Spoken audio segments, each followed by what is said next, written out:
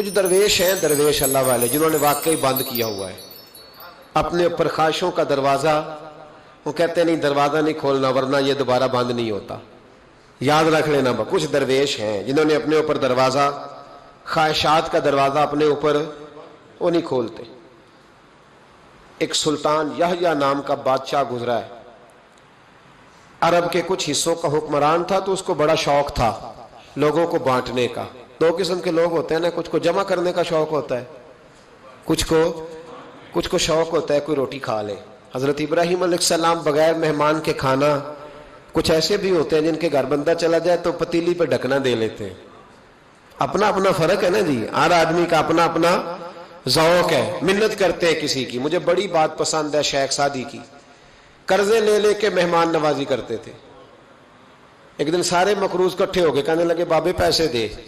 بابا جی کہتے ہیں وہ پیسے مانگ رہے ہیں، مجھے ٹینشن ہے کہ انہوں نے کھوایا کچھ نہیں، مجھے پریشانی لگی. ایک بچہ کوئی چیز بیچ رہا تھا، وہ کھیل مرونڈا نہیں بیچتے بچے، وہ بیچ رہا تھا تو آ گیا تو کہنے لگا لینی ہے. تو بابا جی کہنے لگے میرے مہمانوں کو کھلا دے ساری. بچہ بھی راضی ہو گیا کہ سارا اکٹھا ہی گاہک مل گیا ہے. تو سارا جب کھلا دیا کہنے لگا پیسے. تو شیخ سعدی فرمانے لگے تو بھی بیٹھ جا، یہ سارے پیسے لینے آئے ہوئے ہیں، بیٹھ جا، ان کے پیسے انہیں ملیں گے تو تجھے بھی.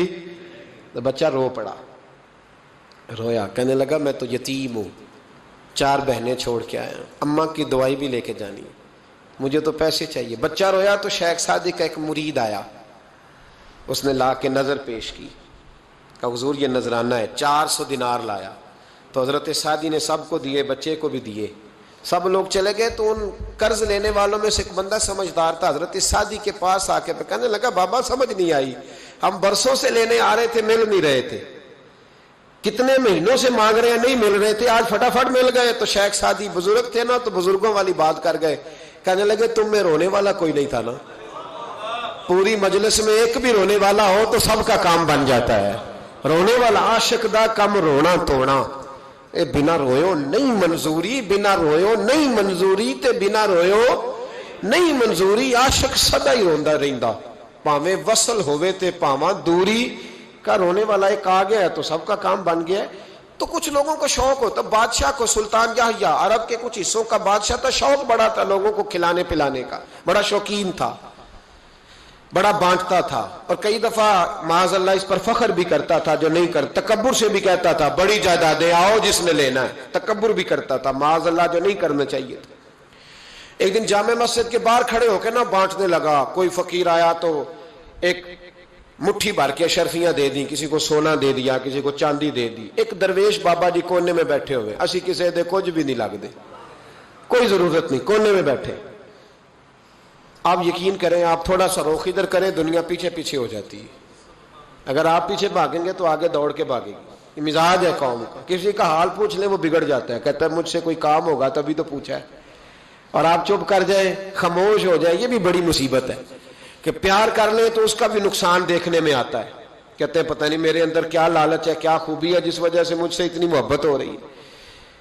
وہ بابا جی کونے میں توجہ ہی نہیں کی. جب توجہ نہ کی تو سلطان کی توجہ خود بخود ہو گئی.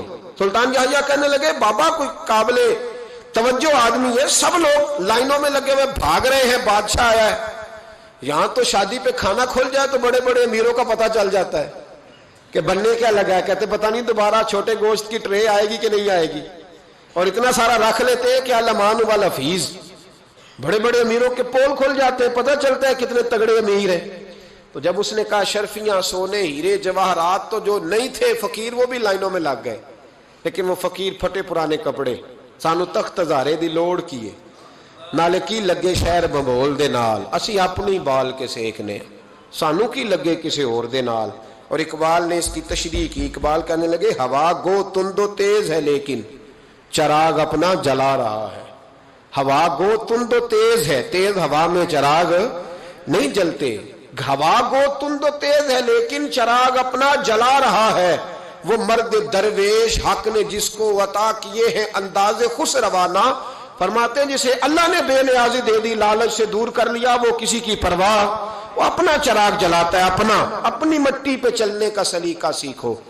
سنگ مرمر پہ چلو گے تو پھسل جاؤ گے، وہ بابا بیٹھا ہے تو بادشاہ کہنے لگا اسے بھی بلاؤ. بابے کو بلایا, کہنے لگا تجھے کچھ نہیں چاہیے؟ بابا کہنے لگا چاہیے تو بڑا کچھ, پر تجھ سے نہیں چاہیے. کہا کس سے چاہیے؟ فرمایا اس سے چاہیے جو دے کے حساب نہیں پوچھتا, بغیر حساب دیتا ہے, اس سے چاہیے. کہنے لگا نہیں, دروازہ کھلا ہے, تو بھی لے لے. بابا کہنے لگا میں لے تو لوں پر تو دے کچھ نہیں نہ سکتا. بادشاہ کو غصہ آیا, اکڑ تھی, تکبر تھا. کہنے لگا تو کیوں نہیں میں دے سکتا, تو سوال کر. تو بابے نے ساتھ والے فقیر سے لکڑی کا کالا پیالہ پکڑا, ہوتے نا فقیروں کے پاس مانگ, لکڑی کا کالا پیالہ, تو کہا لو دے دو کچھ. اس نے فوری طور پر سونے کی اشرفیاں مٹھی بھری اور لکڑی کے پیالے میں ڈالی. اب جب پیالے میں ڈالی تو کڑ کڑ کی آواز تو آئی, پر پتہ نہیں وہ کدھر گئی ساری اشرفیاں. دوسری مٹھی ڈالی تو پھر کڑ کڑ کی آواز آئی, پر اشرفیاں کدھر گئی کوئی پتہ نہیں چلا. تیسری, چوتھی, پانچویں, بابے کا پیالہ خالی کا خالی. 2 دفعہ بھی, 4 دفعہ بھی. یہ بادشاہ لوگ ضدی ہوتے ہیں, مانتے نہیں جلدی, کیونکہ انہیں کسی نے بتا دیا ہوتا ہے نا سارا کچھ تم ہی ہو, اڑ جاتے. ہاں جو جس منصب پہ بھی بادشاہ ہوتا ہے اڑ جاتا ہے. اس نے کہا میں بھی ضدی ہوں, پیالہ بھر کے چھوڑنا ہے. ایک بوری منگا لی, دوسری منگا لی, تیسری منگا لی. اب بابا خوش ہے, مطمئن ہے, چلو ڈالو, تم نے کہا تھا ملیں گی. اب وہ مٹھی ڈالتا, کبھی اشرفیاں, کبھی ہیرے, کبھی چاندی, پر پتہ نہیں کدھر جاتی. بالآخر آہستہ آہستہ بیک ہونے لگ گیا. وزیر کہنے لگا بادشاہ پیچھے سے بوریاں ختم ہو گئی ہیں, اب نئی منگانے لگیں گی, پیچھے کوئی چیز بھی نہیں, ختم ہو گیا سارا کچھ. انسان کسی کو کیا دے سکتا ہے؟ کیا ہاں وہ انسان بڑا نوازتے ہیں جن کے پاس خزانے بھی اللہ کے دیے ہوئے ہوتے ہیں, وہ نوازتے ہیں لوگوں, وہ نوازتے. کہا تو کیا دے سکتا ہے؟ بادشاہ جب تنگ آ گیا نا بادشاہ, تو گھوڑے سے نیچے اتر آیا اور بابے کے پیروں میں بیٹھ کے کہنے لگا بابا یہ پیالہ ہے کس بلا کا نام؟ نیچے کون سا کنواں ہے کہ جو کنواں جو نیچے گراتا ہی جاتا ہے اور جو بھرتا ہی نہیں ہے؟ تو اب بادشاہ کا ہاتھ رکا تو بابے نے پیالہ چھوڑ دیا اور بڑا قیمتی لفظ کہا. بابا کہنے لگا بادشاہ یہ انسانی خواہشات کا پیالہ ہے, یہ انسان کی خواہشوں کا پیالہ ہے, یہ لالچ کا پیالہ ہے, یہ کبھی بھر سکتا. انسان کبھی کہتا ہے یا اللہ اپنا مکان دے دے بڑا راضی ہوں, اسے اپنا مل جاتا ہے, پھر کہتا ہے نہیں سوسائٹی میں ہونا چاہیے. پھر سوسائٹی میں اللہ دیتا ہے تو کہتا ہے 5 مرلے کا چھوٹا ہے. اس کے نفس کا پیالہ کبھی بھرتا. نبی پاک علیہ السلام نے فرمایا تھا اس خواہش کے پیچھے نہ لگنا جو تمہیں نئی خواہش میں ڈال دے. کوئی نہیں سمجھ آئی بات کیا, بڑی بات کر دی حضور نے ایک جملے. مسند امام احمد بن حنبل میں حدیث ہے, فرمایا اس خواہش کے پیچھے نہ لگنا جو تمہیں ایک نئی خواہش میں ڈال دے, اس کے پیچھے نہ لگنا. اور فرمایا اس خواہش کے پیچھے نہ لگنا جو تمہیں بے جا خواہشوں کے پیچھے لگا دے. لوگوں کے للے تللے, پریشانیاں, آزمائشیں, لالچ, ہوس, وہ پریشانی وہ اتنی اوڑھ لی ہے لوگوں نے کہ دلوں سے تقوی, روحانیت, عبادت, درد, ذوق, شوق ختم ہو گیا. دنیا ہی دنیا بچی ہے, دولت ہی دولت بچی ہے, باقی ہر چیز کو نفس کا سانپ ڈس گیا. محدث ابن جوزی رحمۃ اللہ علیہ فرماتے میرے شہر کا ایک مالدار شخص تھا تو ایک بڑی ناگن خرید کے لایا. ناگن سونے کا انڈا دیتی تھی ناگن, پر انڈا سونے کا انڈا دیتی تھی. اس کے بال بچوں نے بھی, ایک ہی بیٹا تھا, بیوی تھی, انہوں نے کہا ابا یہ ناگن ہے, اس کا کام ڈسنا ہے, تو خیال کر. کیا کہا تھا حضرت سلطان بہو نے, کھارے کھو کدی مٹھے نہیں تھیندے, پاویں سہ منا گڑ پائیے تے سپاں دے پت کدی میتھ نہیں تیندے, پاویں چولیاں دودھ پیائیے. اس کی فطرت میں ڈسنا ہے. تو یہ ڈسے گی, بات ختم ہو گئی. کہا نہیں, سونے کا انڈا دیتی ہے. رکھ لیا گھر میں. بکری رکھی ہوئی تھی, پالتو بکری. بکری کو ناگن نے ڈس لیا, بکری تڑپ کے مر گئی. بیوی اور بیٹا کہنے لگے خیال کر, بکری کو ڈس لیا نا اس نے کہا بکری کتنے کی؟ کہا 6 دینار کی. سونے کا انڈا کتنے کا؟ کہا 50,000 دینار کا. تو کہنے لگا چھوڑو, انڈا تو مل رہا ہے نا, اگرچہ ناگن ہے, انڈا تو آ رہا ہے نا. کچھ دنوں کے بعد گھر میں گھوڑا رکھا تھا, گھوڑے کو ڈس لیا, تڑپ کے مرا گھوڑا. اس کو پھر سمجھایا بیوی اور بیٹے نے کہ بس کر دے, یہ ناگن ہے, یہ ڈسے گی.